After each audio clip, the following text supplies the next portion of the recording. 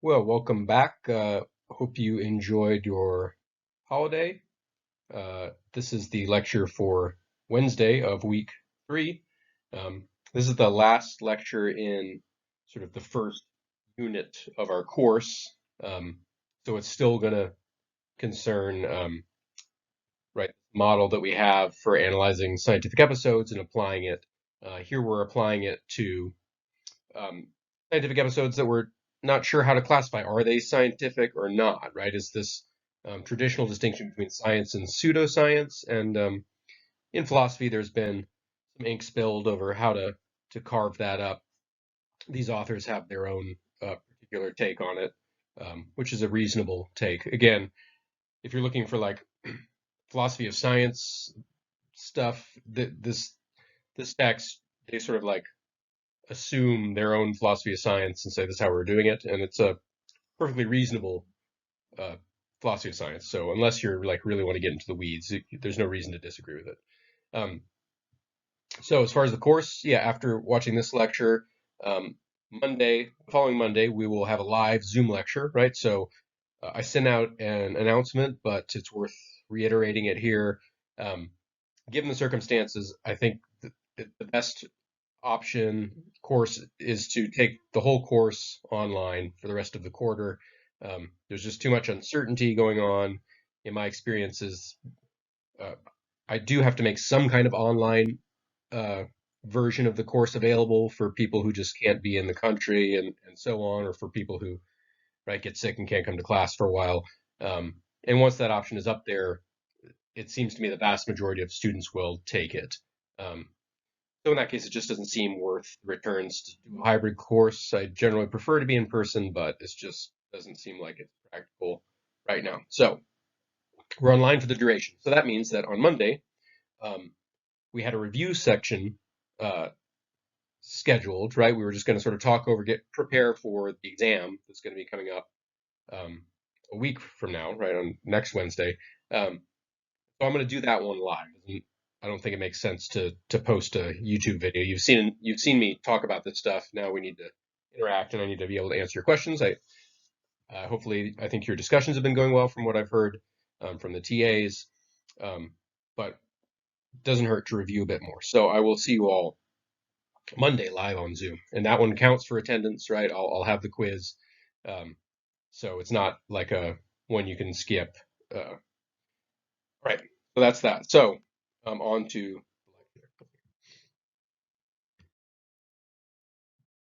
So the point of this lecture in this chapter in the text uh, is to show how this method for analyzing scientific episodes also works for episodes where you're not entirely sure if they're scientific or not, really.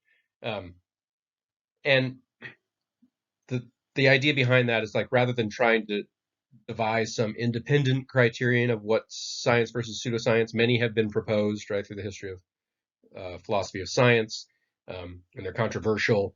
Um, these authors are doubtful whether, in the end, you'll really be able to formulate one, right? Sort of a strict rule that says anything that satisfies this is science, and anything that doesn't isn't, right? For example, like you might want to say one thing that's been thrown out there is like, well, science involves experiments. If there's no experiments, there's no science. And astrophysics doesn't involve experiments where you manipulate a variable, right? We're just observing the movement of the planets and the stars and so on. So that's not strictly speaking an experiment because you're not manipulating the stars, right? So um, nonetheless, I think we'd all want to say astrophysics is science, right? So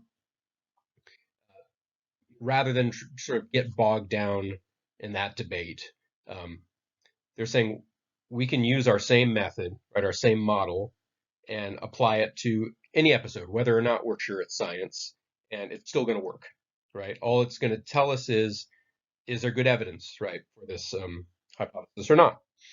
And we will find that stuff that's questionable, we're going to call it marginal science rather than pseudoscience, right, to allow for the possibility that I don't know, maybe it is science, maybe it's not. We don't have to take a hard stand on that.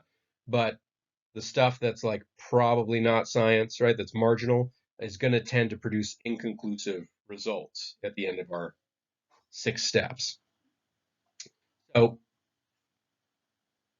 the only thing that we do require, right? It's just not going to even count as something we can analyze if it doesn't have some kind of model and some kind of data, right? So anything that just doesn't even have a model or data is not going to count as scientific. We're not going to be able to apply our method of analysis. But anything that has at least that, we can at least um, analyze it, and if it turns out inconclusive, it's there's a possibility that it's just marginal science at best. So most of this lecture is going to be taken up just by covering two of the examples in the text. There's more examples in the text, and I encourage you to read it and discuss it in discussion, but I won't sort of like it'll get a little repetitive, so I'm not going to force you to watch um, the longest YouTube video ever where I describe each of these. So we're going to cover Freudian psychology and astrology. So status of Freud had a psychological theory, right? It's still under a matter of debate whether it's counts as science, right, or whether it's anything about it is true. But there are still psychoanalysts out there, right? Freudian psychoanalysts. They still treat patients. There are even journals that specialize in Freudian tradition, right, and still publish work. I have encountered it in my work because there's something that's in mainstream psychology called reality testing, which is like the how you tell the difference between uh, perception and like imagination or memory, right? Almost like the vast majority of the time, right, when I see this computer before me, I know I'm not imagining it, I know I'm seeing it, but it's actually sort of a interesting question how we accomplish that so well most of the time. At any rate, that term, reality testing, I guess, originates in Freudian psychoanalysis. So those journals are out there, and I've even intersected with them. But nonetheless, it's not really, I wouldn't call it mainstream, right? I don't think my department would be thrilled with me doing a PhD thesis in Freudian psychology. Okay, so Sigmund Freud, born in 1856, died in 1939, right? So he was late 1800s, early 1900s. He was doing most of his work. Um, he was studying medicine, neurophysiology, right? So he had some knowledge of the brain. And then he sort of started his own practice where he treated patients with nervous disorders. So they knew there was some mental problem, some brain problem. And sort of developed his own theory from working with these patients. So Freud's model of the mind, um, there's a few different structures, right? And each has its own characteristics. So we'll cover two of the structures. So one structure in his model of the mind consists of three parts. So there's the unconscious mind, which is sort of covered by my head here, but it's sort of the larger part, right? It's sort of the bulk of the iceberg is underneath the surface. Um, Unconscious meaning we don't, right? It's our mind grinding away, doing all these calculations, doing what it does, and it's just not, we don't experience it, right, at all. There's the conscious mind, which is what you are actually experiencing at any moment, right? Your thoughts and your sensations and just the stuff you have access to. And then sort of in the middle is this preconscious mind, which is typically unconscious but can be made conscious if you sort of pause and try to attend to it, right? So that's one structure, right? And it's sort of defined in terms of awareness. You have the parts of your mind you are unaware of, the parts of the mind you are aware of, and the parts of your mind you could become aware of, right? The other structure in Freud's model, uh, another, is again three tripartite, right? It consists of the id, the ego, and the superego. So the id is your sort of primitive biological desires that you're sort of driven to fulfill, and when you do fulfill them, they produce pleasure. Eating, sex, things like this, right? Um, Homer Simpson is kind of like an unconstrained id, right? Just does whatever he wants to at any moment. And then on the sort of the other side, on the very top, is the superego, right? And the superego is like comes from society. It's all these social rules of behavior, right? What are you supposed to do? Or what do other people want you to do? So maybe it's something like your conscience. I think it's maybe even a bit more sort of socially dictated than your conscience or like what you feel is right in your heart. It's more like what do people expect of you? Right? And then the ego is in between, and it sort of like negotiates between these two, right? So it's taking in your the desires of the id, but it's also aware of the superego, that you can't always pursue all those desires, and it's sort of like negotiating between the two and producing your behavior. And you can see it here sort of mapped onto the conscious, preconscious, unconscious division. So the id is largely unconscious, so you can see a little corner of it popping up into consciousness. The superego largely conscious, so you can see it, a little corner of it down in the unconscious, and the ego sort of straddling the two. So for our purposes for now, and I'm not a Freudian scholar, so about the extent that I know about it too, and this will be enough for us to sort of practice applying our model to, again, a model that it's not clear whether it's going to count as mainstream science anymore. Okay, so how does this model apply? Let's apply it to child development, right? This is, again, Freud's applications were broad and large, but let's focus in on one area. So Freud thinks that young children, right, they've not really developed their superego yet. They're primarily ruled by the id. I have a 2-year-old, and that's fairly true. She does what she wants. If she doesn't get what she wants, she screams and cries about it. Too concerned about what other people think of her. According to Freud, young boys and girls will form Oedipal or electric complexes. So they initially form an attachment to the parent of the opposite sex and reject the other. So little boys will, right, be more attached to their mothers. Little girls will be more attached to their fathers, according to Freud. And as they develop, right, develop their superego and learn what society demands of them, they have to learn to switch that up and begin to identify with the parent of the same sex, right, so they can adopt that social role, right? Certainly in Freud's time was pretty rigid. It's loosening up now, but it's still fairly rigid, right? So little girls are supposed to copy their mothers ultimately and act like women, right? And little boys their fathers. That process, Freud says, is difficult, right? The id, for whatever reason, drives the little boy towards his mother, and then society's telling him, nope, nope, you gotta be more like your father. And so the difficulty of that process, stressful, and we develop these sort of mental defense mechanisms to deal with the stress. So what we start to do is repress the id, right? The demands of the id, these desires, pushing them deeper and deeper into the unconscious. And we push, right, these desires of the id unconscious, and since we're no longer aware of them, we still sort of like project these feelings. We still have these feelings, and we project them onto a different object rather than the real object. And you're a young boy and you want to be with your mother, and you're told not to. This causes distress, and you're told no, you can't. And so instead of continue to pursue your mother, you instead project onto some other object out in the world that's acceptable. And when the energy required to keep up these defense mechanisms is too much, right? Everyone deals with a little psychological stress, and sometimes you use these defense mechanisms to deal with it.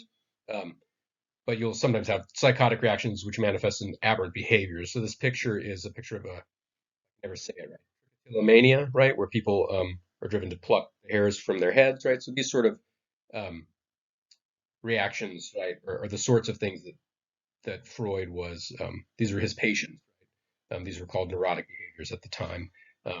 And so he thought that in order to cure the behavior, that he thinks the behavior is caused by this subconscious conflict, right? And that you need to bring these repressed feelings into consciousness, right? So the patient can understand what's going on under the surface, see what the conflict is consciously, become aware of it, and then it can resolve itself.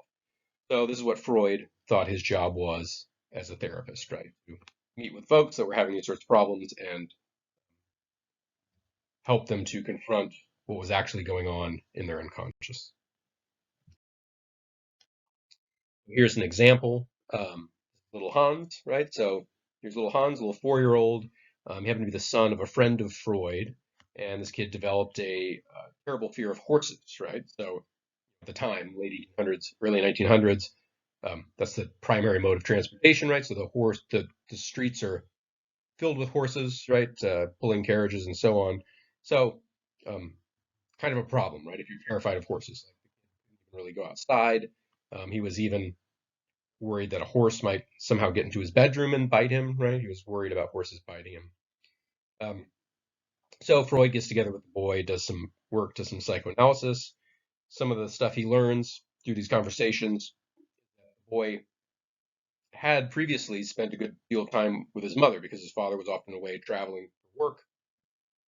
The boy, when he was afraid of the dark, right, would sleep in his mother's bed. Um, and he also learned about some episodes with horses around Hans. So he overheard someone being warned not to get too close to a horse because it might bite him, right? Um, so then the situation changes, right? Hans's father is back around the house more often, um, and he is not allowing Hans to spend as much time with his mother. Hans is not allowed to sleep in the bed with the parents anymore.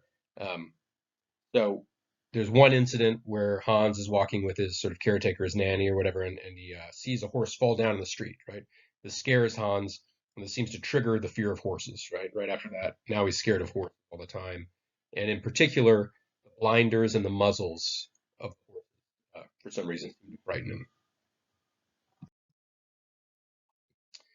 So Freud's hypothesis was that Hans was going through an Oedipal crisis, right? He missed his relationship with his mother, which used to be, right, very close, and that was changed since his father is around more.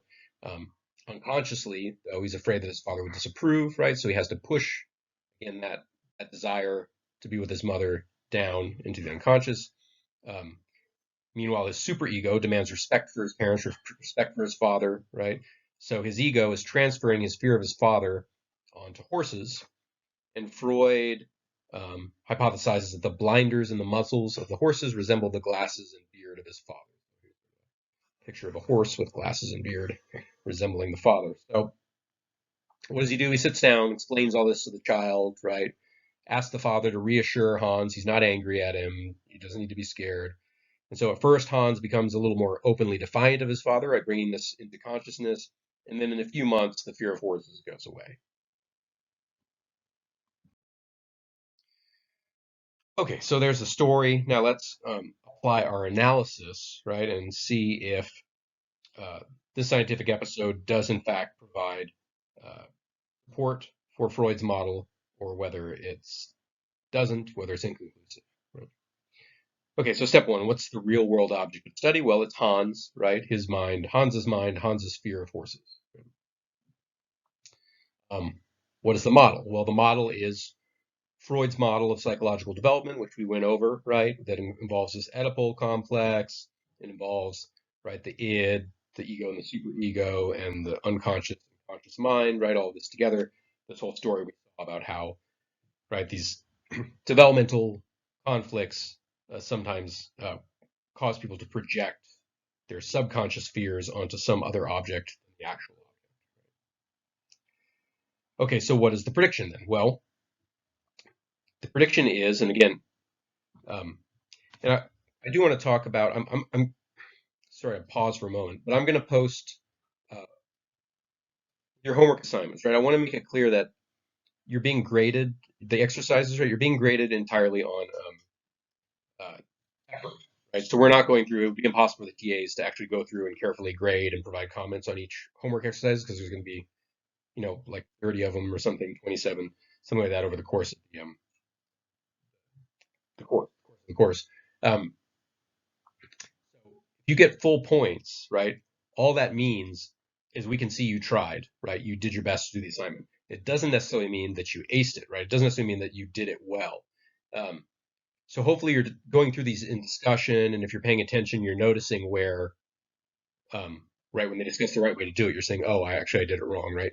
But just to clarify, because there's always a tendency for people to just see the full points and think, oh, I did it perfectly, right? Um, no, not necessarily at all, right?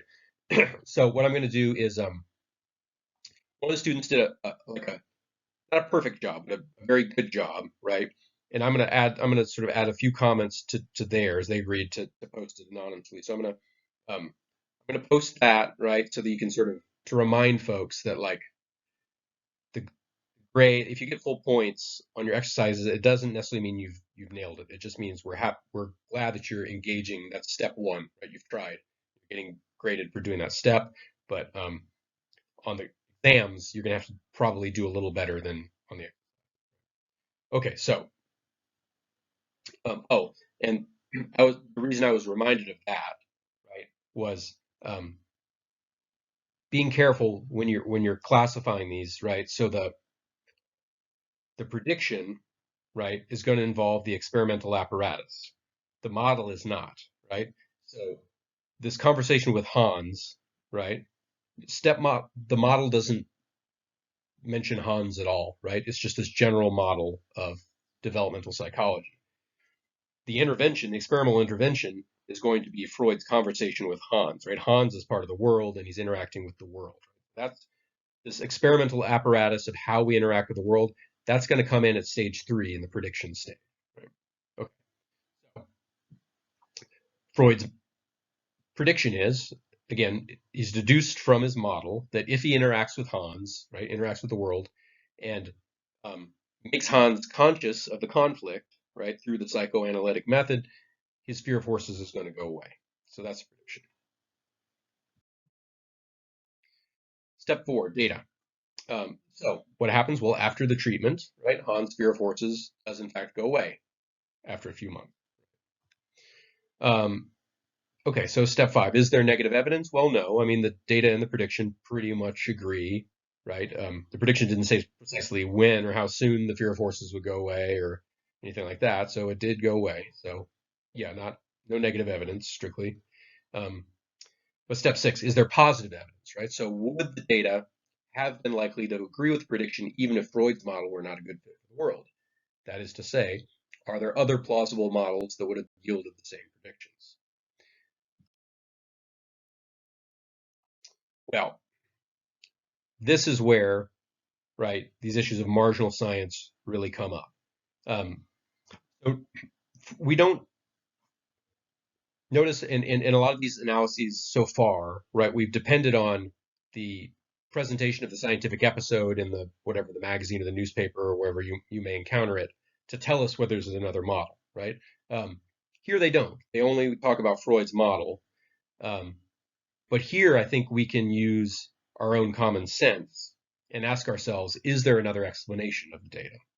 So we do know that kids, right, they want attention, right? And sometimes expressing fear gives them that attention, right? So fear of the dark lets you sleep in bed with your mom, gives you more attention from your mom. Um, that's sort of natural. It's not particularly a Freudian thing, right? Um, but it didn't get him the same kind of attention from his dad, right? His dad said, no, you're not sleeping in our bed. Fear of horses did get him some attention from his dad, right? And either way, right, another thing we know about children is they go through phases, right? Um, so whatever sort of developmental thing they're going through, right? Whatever behavior, it's pretty likely that that's going to go away within a matter of months. That's what happens with kids, right? Love their stuffed animal. They won't go anywhere without their stuffed animal, and then 3 months later they forget about it. That sort of thing. So um, not unlikely at all that the fear would have gone away anyways, right, in a matter of months because children just change radically every few months. So it's not clear, right, that the details provide strong support for Freud's model, right? It seems like it was likely that his fear of horses was going to last the rest of his life, right? He's a kid. Kids grow and kids change. They have lots of fears and overcome them. So I think it's fair to say that the results are inconclusive here, right? They didn't spoon feed us another model, but our common sense can tell us that um, we didn't necessarily need Freud's model to be able to make this prediction, right? That the kid was going to, fear of horses would eventually go away. Okay, so that's again, when we're dealing with marginal science, right? We're looking at step 6 and we're thinking um, there might be, right? It might be inconclusive. There might be other models, right? So let's look at another something that's pretty widely regarded as pseudoscience astrology. So a surprising number of people uh, believe in astrology, more than 1/3 of Americans, right? But scientists pretty much overwhelmingly regard astrology as a pseudoscience, right? But again, for the purposes of this text and this approach, we're not going to prejudge, right? We're just going to apply our analysis. And then if it comes out inconclusive, um, we certainly disregard it, right, as a theory that we should pay attention to or consider true. And then it also puts it in the bucket of possibly marginal. Okay, so uh, there's people making a living at this, right? There's roughly 10,000 professional astrologers out there making a living, casting people's horoscopes, giving advice based on astrological lore, which is really ancient, right? So it comes from back in the days when the stars and the planets were associated with the gods, right? So Mars was a god of war and so on. Um, so if you think there's gods, if you think, right, the heavenly bodies are gods, then it makes sense that they can influence your life in a wide variety of ways.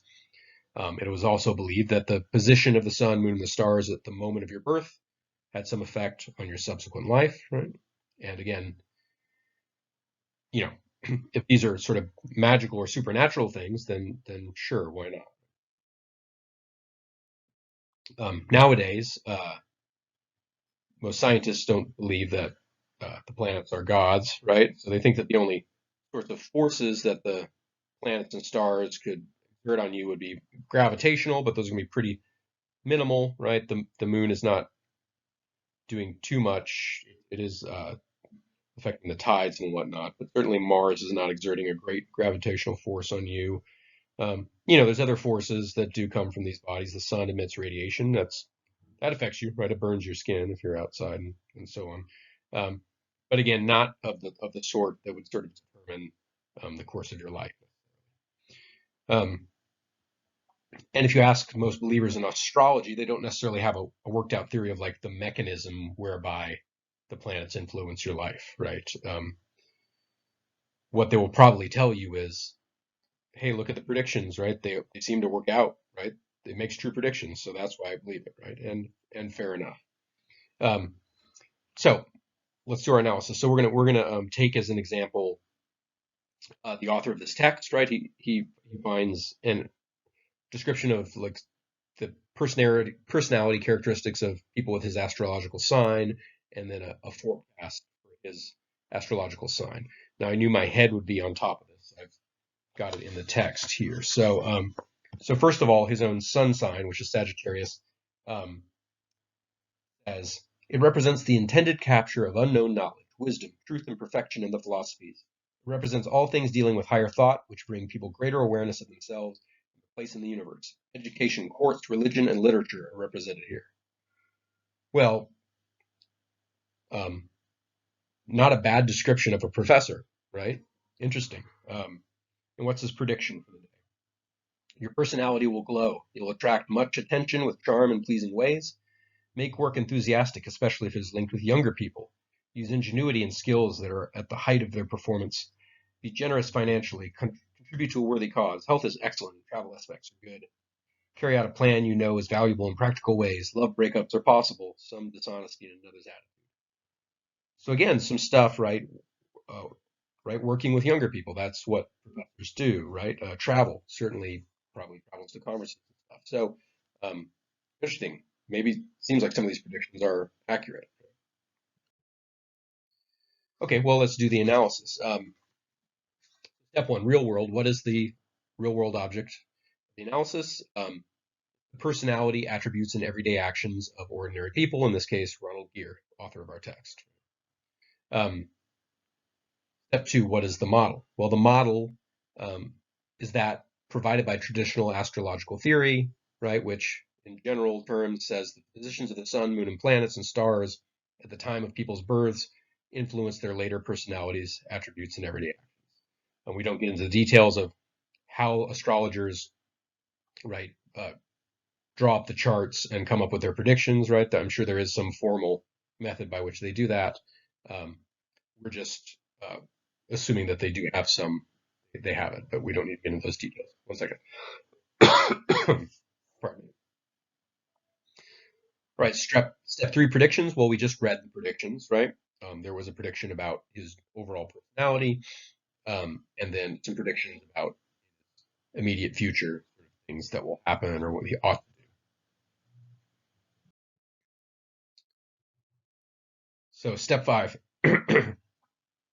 is there negative evidence? Well, no, I mean, as we noted, kind of interesting, right? The predictions do sound like a philosophy professor, right?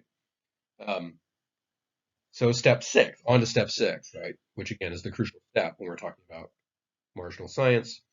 Um, is there positive evidence? Were the predictions likely to agree with the data, even if the models of astrological theory don't provide a good fit for the real world, right? Or again, is there another model?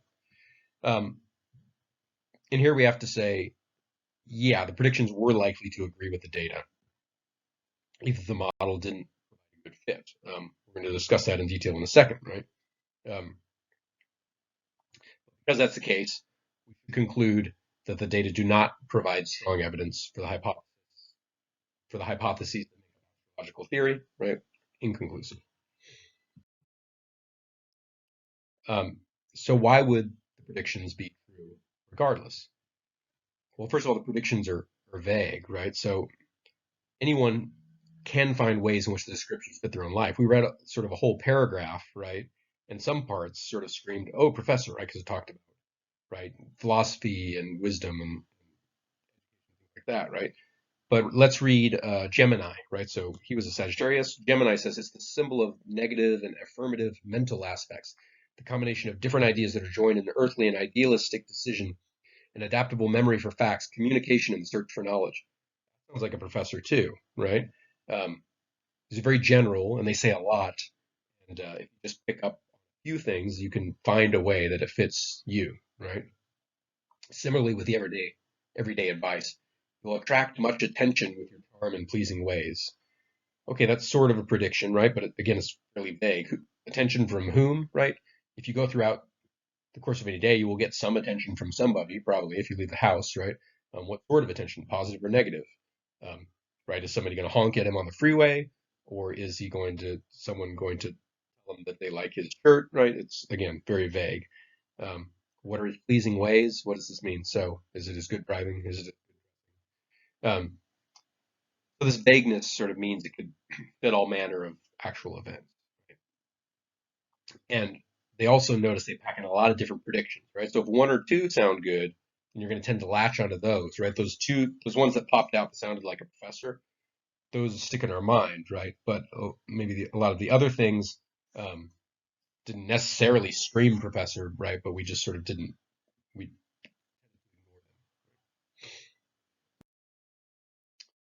right, we'll pause for a moment for you to take the attendance quiz. Because I've had a couple emails from people that slightly annoying that you have to sort of type this out into your browser. And there's plenty of opportunity for mistakes. I found that when I post the lecture slides, you can copy and paste it from the lecture slides, and it seems to just take you right there. So that may be a better option than trying to type this in by hand. So again, if you need more time, pause it, but let's move on to the rest of the lecture, which is only another minute or so.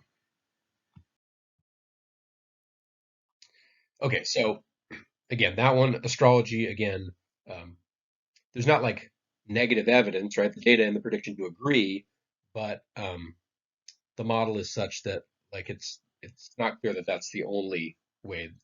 It's not clear that the data would have been unlikely if the model were false, right? There's lots of other ways to explain the data.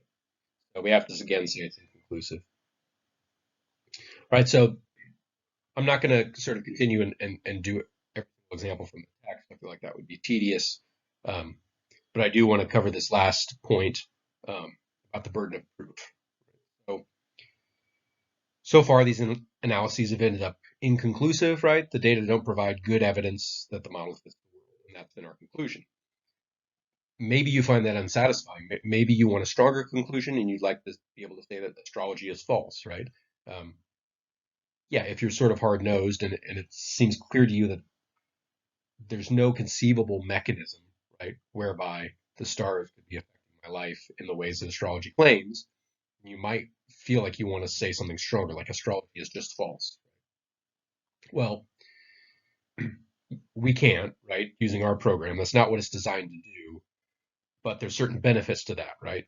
So first of all, it's not our job as just consumers of scientific information to determine whether a model is false.